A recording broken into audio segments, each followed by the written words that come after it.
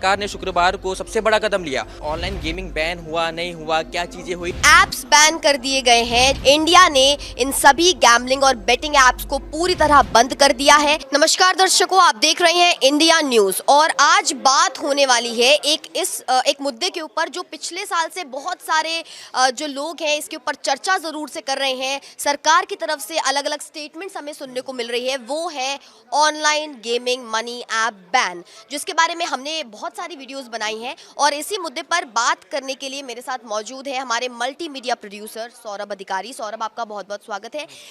सौरभ, आपके पास क्या मौजूदा जानकारी है? अभी शुक्रवार को हमें देखने को मिलता है कि सरकार की तरफ से एक जो है स्टेटमेंट आता है कि 242 websites online money gaming app की बैन कर दी गई हैं। क्या मौजूदा जानकारी है सौरभ? देखिए निकिता, जिस तरीके से हम देखें कि ऑनलाइन गेमिंग हमेशा से ट्रेंड में रहा है और काफ़ी लोगों की इस पर दिलचस्पी है कि ऑनलाइन गेमिंग बैन हुआ नहीं हुआ, क्या चीज़ें हुई। इस सब के बीच में एक और खबर ये आई कि सरकार ने शुक्रवार को सबसे बड़ा कदम लिया ऑनलाइन गेमिंग बैन पर। ये कदम ये था कि 242 वेबसाइट जैसे जो हम ऑनलाइन बैटिंग ऐप से जुड़े हुए थे उनको बैन कर दिया गया और ये अभी तक की सबसे बड़ी खबर है। अब जिसपे के बाद कई सारे सवाल उठ रहे हैं कि क्या अब आने वाले टाइम में, क्योंकि कई अब IPL स्टार्ट होने वाला है, WPL स्टार्ट हो चुका है, अब इस पर क्या जो लोग इस पर जो तरीके से लोग एक्टिव थे, क्या वो अब पैसा नहीं लगा पाएंगे? क्योंकि सरकार ने तो सीधा सीधा काफ़ी चीज़ें वेबसाइट बैन कर दी। और मैं बता दूं निकिता, अब तक 7,800 से ज़्यादा वेबसाइट ऐप सरकार बैन कर चुका है और ये ऑनलाइन गेमिंग बैन पर सबसे बड़ी कार्रवाई थी जो शुक्रवार को इस समय।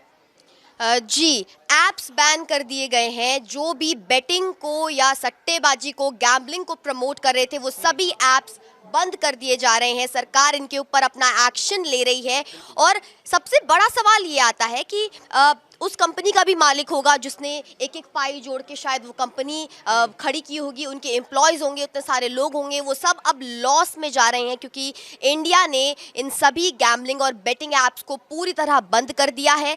लेकिन ये कदम आखिर सरकार ने लिया क्यों? क्या सरकार चाहती है ये कदम उठा करके और क्या दिखाना चाहती है? क्या मोटिव है सरकार का? सौरभ, क्या बिल्कुल कहना निकिता, अगर इसमें मैं बात करूं कि सरकार का ये कदम क्यों सबसे ज़्यादा इंपॉर्टेंट था, इसके कई सारे रीज़न है। अगर ऑनलाइन गेमिंग बैन में सरकार ने ये बोला है कि जो गैमलिंग कर रहा है, यानी जो सट्टाबाजी कर रहा है, सट्टाबाजी मतलब अगर वो ऑनलाइन गैमलिंग करके किसी और के पैसे खा रहा है, तो अगर सरकार ये देखती है कि कोई भी वेबसाइट या कोई भी ऐप अगर ये चीज़ करता है तो उसको सीधे सीधा बैन कर दिया जाएगा। तो अगर हम यहाँ पे बात करें, सबसे पहला रीज़न ही ये क्योंकि जो अभी का यूथ है वो एक गलत दिशा में चल रहा है, क्योंकि गैमलिंग कर रहा है, सबको एक ईजी मनी में पैसा बनाना है, जो कि अपने आप में बहुत एक शॉर्टकट है और एक कहीं ना कहीं यूथ को एक गलत जगह ले जा रहा है। तो सरकार का यही कदम था सबसे बड़ा, इस चीज़ को रोकना, ताकि जो हमारे यूथ है वो एक सही जगह जा सके और गैमलिंग की चीज़ों में ना फंसे। और आपने जैसे बोला कि कई सारे ऐप्स है जिनके मालिक थे, लेकिन मैं निकिता आपको बोल दूं, अगर वो गलत तरीके से पैसे कमा रहे थे तो वो गलत था, चाहे वो मालिक हो चाहे कोई भी हो। अगर कोई कंपनी किसी और का पैसा खा रही है, और ऑनलाइन गेमिंग बैन में सरकार ने सीधा कह दिया कि अगर उनके नज़र में कोई ऐप या कोई वेबसाइट है जो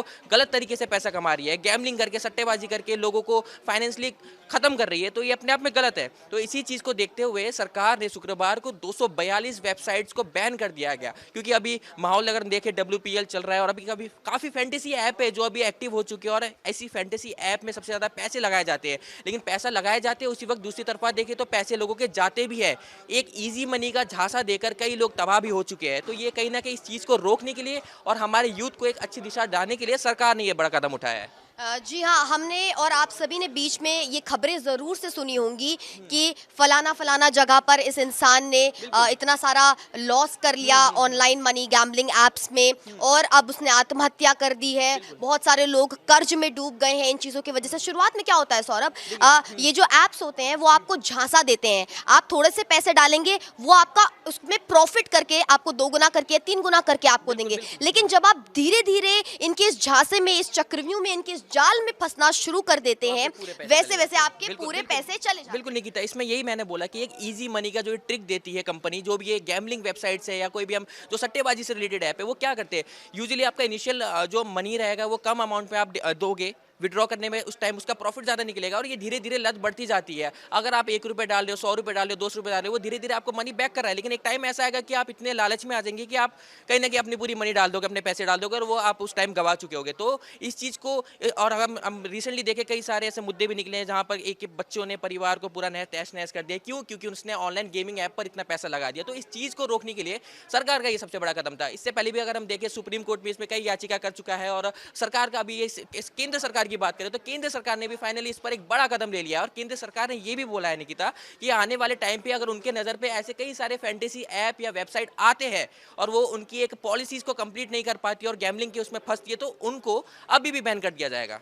एक सवाल उभर कर एक ये भी सामने आता है कि कौन से ऐप्स आखिर इस कैटेगरी में आते हैं और कौन से नहीं आते हैं। आपको लग रहा होगा कोई भी गेम, कोई भी ऑनलाइन गेम जो आप अपने फ़ोन में खेलते हैं, जनरल गेम्स जो भी होते हैं वो सभी बैन हो जाएंगे, तो ऐसा बिल्कुल भी नहीं है। इन चीज़ों को बिल्कुल ही सेपरेट तरीके से सरकार ने यहाँ पर पेश किया है। अभी गेमिंग को सिर्फ गेमिंग के तौर पर देखा जाता था, लेकिन अश्विनी वैष्णव जी ने एक प्रस्ताव रखा सामने कि स्किल्स, जहाँ पर आपको अपनी स्किल्स दिखाने का मौका मिल रहा है, जहाँ पर स्ट्रैटेजी लगती है, जहाँ पर आप मेहनत करके टूर्नामेंट्स खेलते हैं, ई स्पोर्ट्स की यहाँ पर बात आती है, तो ई स्पोर्ट्स को general games, general gambling app से बिल्कुल अलग कर दिया गया है। आप फॉर एग्जांपल आपके घर में कुछ गेम्स मम्मी आपकी खेलती होंगी मोबाइल पर, कैंडी क्रश जैसे simple normal games, Subway surfer जैसे गेम्स, इन गेम्स को बैन बिल्कुल नहीं किया गया है। ये अभी भी आप खेल सकते हैं अपने मज़े के लिए, टाइम पास के लिए। लेकिन जिन ऐप्स में आपको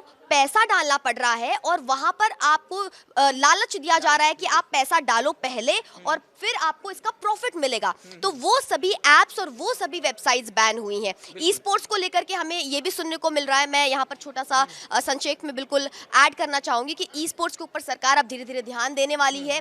जो टूर्नामेंट्स यहाँ पर चलते हैं गेमिंग को लेकर के, उन पर सरकार ध्यान देने वाली है और उस इंफ्रास्ट्रक्चर को ग्रो करने में, क्योंकि यूथ को हमारी जो सरकार है वो सपोर्ट कर रही है, तो इसलिए ये चीज़ें भी आगे आपको देखने को मिल सकती है। सौरभ, आप इसके ऊपर क्या ऐड करना चाहेंगे? देखिए, मैं वही बोलता हूँ निकिता, जिस तरीके से आपने बोला कि ऑनलाइन गेमिंग बैन मतलब ये नहीं कि जितने भी गेम्स ऑनलाइन चल रहे हैं मोबाइल में, पीसीज में, वो सब बैन हो रहे हैं, नहीं। ऑनलाइन गेमिंग बैन में बेसिकली सरकार का ये कहना है कि अगर जो ऐप या जो वेबसाइट आपसे गैमलिंग कर रही है, सट्टेबाजी कर रही है, ऑब्वियसली सट्टेबाजी जो है एक बैन चीज़ है, वो ऑनलाइन कदम में आ गई है। अब ऑनलाइन कदम में आने के बाद सरकार ने सिर्फ ये रुक्त कदम उठाया है कि कोई भी मनी या कोई भी जो फैंटेसी ऐप होते हैं जहाँ पर आप पैसा लगा के आप लालच मिल रहा है और वो लालच इतना बुरा है कि आपके पूरे पैसे चले जाएंगे, पूरी जीवन की कमाई तक जा सकती है, उस चीज़ पर रोक लगाइए, ना कि ये कि जितने भी गेम्स में हम ऑनलाइन खेल रहे हैं उस पर नहीं। कई सारे ऐसे ई स्पोर्ट्स है, एथलीट है जो अभी पैसा कमा रहे हैं लेकिन वो अपने स्किल्स के तौर पर कमा रहे हैं। यहाँ पर हम इस चीज़ को कनेक्ट नहीं कर सकते कि ई स्पोर्ट्स भी बैन है या कोई भी बैन है। यहाँ पे सरकार यानी केंद्र सरकार या अगर सुप्रीम कोर्ट की भी अगर हम बात करें, वो सिर्फ ऑनलाइन गेमिंग की बात कर रहा है, यानी ऑनलाइन बैटिंग गेम की बात कर रहा है। अभी कई सारे इन्फ्लुएंसर्स को भी यहाँ पे पकड़े गए जो प्रमोट करते आए, जो ऑनलाइन गेमिंग बैन को या ऑनलाइन बैटिंग गेम, हाँ, गैमलिंग को प्रमोट करते हैं, उन यूट्यूबर्स को भी यहाँ पे पकड़ आया। तो धीरे धीरे मेरे को लगता है निकिता, जो अभी हमारी जो सरकार है, केंद्र सरकार है, वो धीरे धीरे इस चीज़ पर टाइट हो रही है, क्योंकि उनको पता है कि अगर ये चीज़ होंगी तो हमारी यूथ कहीं ना कहीं गलत दिशा में जाएंगी। लेकिन अभी सबसे बड़ा ये भी सवाल उठता है कि जिन लोगों ने पैसा लगा दिया है उनका क्या? किसी ने पैसा नहीं लगाया वो तो रोक लिया, लेकिन जिनका पैसा फंस चुका है उस पर सबसे बड़ा सवाल उठता है कि अब उस पर सरकार क्या करेगी। मुझे लगता है कि उनका इससे भी ज़्यादा पैसा और लॉस हो जाता अगर ये चीज़ ऐसे ही कंटिन्यू रहती। तो अभी जितना बच गया है मुझे लगता है उनसे उसे खुश जरूर से रहना चाहिए। एक और ऐड ऑन करना चाहता हूँ कि अब WPL चल रहा है, अब IPL आने वाला है, लेकिन कई सारे लोग इस पर काफ़ी ज़्यादा एक एक्टिव रहते थे। काफ़ी ऐसा तो नहीं कि सब लोगों को पसंद नहीं, कोई लोग प्रॉफिट कर रहा होगा तो जाहिर सी बात है उसको ये चीज़ बिल्कुल पसंद आ रही होगी। मैं अभी अपने व्यूअर्स से पूछता हूँ कि क्या आप चाहते हैं कि जितने भी बड़े जितने भी प्लेटफॉर्म्स थे, जितने भी फैंटेसीज ऐप्स है, क्या उनको वापस आना चाहिए? क्योंकि अब IPL भी आने वाला है, WPL चल रहा है। क्या आप ऑनलाइन गेमिंग जैसे जहाँ पर आप पैसा लगा रहे हैं उसको मिस कर रहे हैं या नहीं कर रहे हैं? आप कमेंट सेक्शन में जरूर बताइए। बाकी सरकार के कदम से आप कितने राजी है? क्या सरकार ने सही करा, गलत करा? आप इस पर भी जरूर कमेंट सेक्शन में बताइए। जी हाँ, इन सभी सवालों के जवाब आप हमें कमेंट सेक्शन में ज़रूर बताइएगा। लेकिन एक राय जो हम अपनी तरफ से आपको देना चाहेंगे, इंडिया न्यूज़ के इस प्लेटफॉर्म से आपको देना चाहेंगे कि आप सेफ रहें, सुरक्षित रहें। अपनी मेहनत की कमाई को या अपने घर वालों की मेहनत की कमाई को इस तरीके से इन चीज़ों में बिल्कुल भी गंवाएं, बिल्कुल भी ना गंवाएं। और देखते रहिए ऐसी और खबरों के लिए सिर्फ और सिर्फ इंडिया न्यूज़। धन्यवाद।